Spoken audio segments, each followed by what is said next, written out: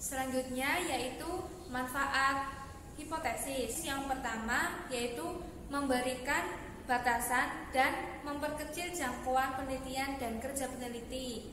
Maksudnya apa? Dengan kalian menetapkan hipotesis, maka kalian akan bisa menentukan langkah-langkah untuk mengetahui data-data tentang variabel terikat. Contohnya, saya mau ke Solo dari Jogja. Nah, saya naik bis eksekutif EKA. Dalam perjalanan, saya melewati Klaten, Delango, dan sebagainya. Nah, setelah diteliti, oh ternyata benar kalau ke Solo melewati Klaten dan Delango. Berarti arahnya jelas, yaitu menggunakan bis eksekutif. Nah, berbeda jika kalian ke Solo tetapi menggunakan bis yang arahnya Semarang, maka arah perjalanannya tidak jelas. Jadi, harus ada batasan-batasan. Yang kedua, mensiagakan peneliti kepada kondisi fakta dan hubungan antar fakta yang kadangkala hilang begitu saja dari pandangan peneliti atau perhatian peneliti. Jadi, fakta yang dirumuskan dalam variabel harus Anda teliti, yaitu ada hubungannya apa tidak, saling mendukung apa tidak. Maka di situ harus disesuaikan dengan fakta-fakta yang ada di lapangan. Terus yang ketiga yaitu sebagai alat yang sederhana dalam memfokuskan fakta yang bercerai-berai tanpa koordinasi ke dalam suatu kesatuan penting dan menyeluruh. Jadi dalam hal ini nanti dalam penelitian ada yang tentang masalah kecepatan belajar, masalah tentang strategi, masalah tentang bahan ajarnya. Nah, ini kalau dibiarkan hanya satu persatu itu tidak baik. Nah, jadi harus dihubungkan. Misal model ini dengan media ini, bagaimana? Oh, medianya seperti ini. Terus nomor 4, manfaat yang keempat itu sebagai panduan dalam pengujian serta penyesuaian fakta dan antar fakta. Sebagai pedoman dalam pengujian, ya, karena yang Anda uji misalnya model pembelajaran ini relevan dengan masa ini, berarti yang diuji hanya itu saja, tidak model pembelajaran ini mendukung model pembelajaran ini, itu tidak ada. Jadi harus sesuai dengan panduan fakta yang diuji. Itulah manfaat hipotesis. Nah, selanjutnya jenis-jenis hipotesis. Yang pertama yaitu hipotesis alternatif. Bagaimana hipotesis alternatif? Yaitu tulisannya awalannya H dan akhirannya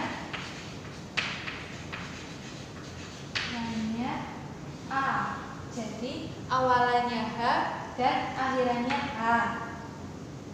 Maka ditulis dengan H A. H A. Nah, ada yang disebut dengan hipotesis nol. Mengapa bukan menyebutnya HN tetapi menyebutnya HO? Nah,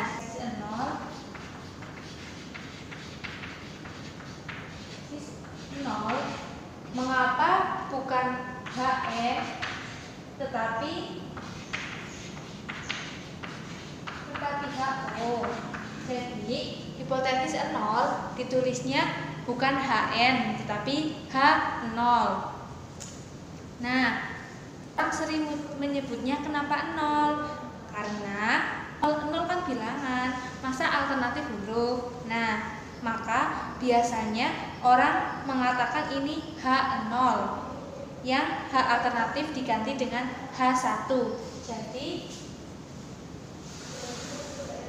Jadi H alternatif itu 1 dan H0 itu H0.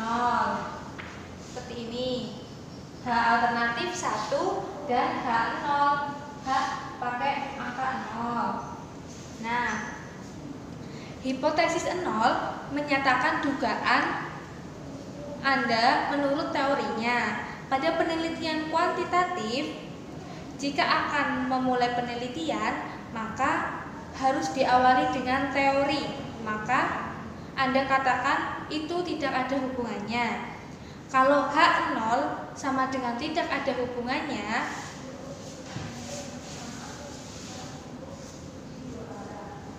H0 sama dengan tidak ada hubungannya,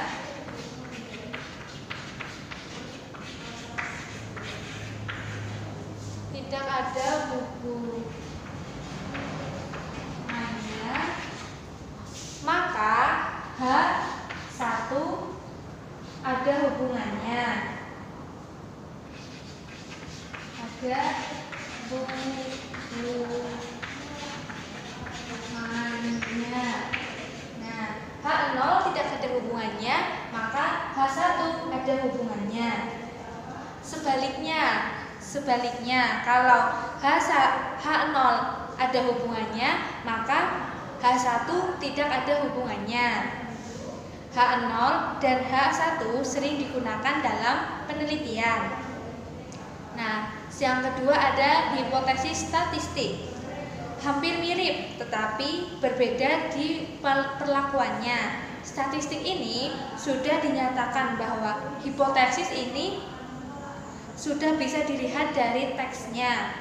Dilihat simbol matematikanya, yaitu kalau dalam simbol matematikanya menyatakan sama dengan dan tidak sama dengan, maka hipotesis ini dua arah atau disebut dengan hipotesis dua arah atau hipotesis berjalan. Contohnya, HO menyatakan sama dengan, maka H1 menyatakan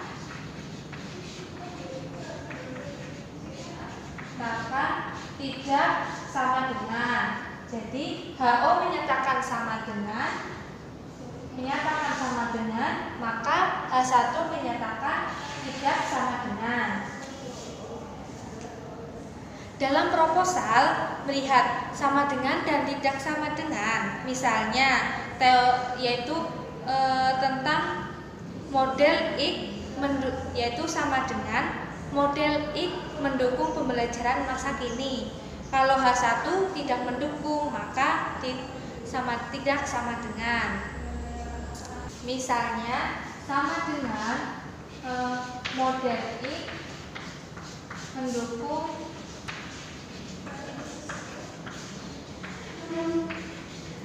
pembelajaran masa kini.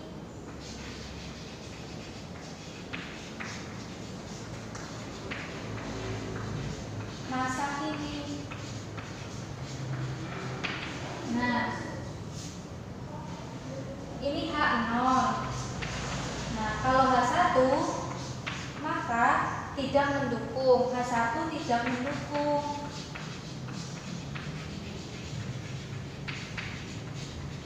Maka tidak sama dengan. Nah, contoh lain yaitu pada itu mu sampel, yaitu mu sampel sama dengan mu itu, maka H1 dalam kurung gambar sampel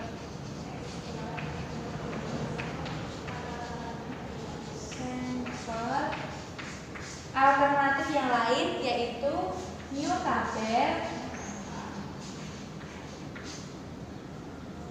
atau mu 0 menjadi tidak sama dengan mu itu.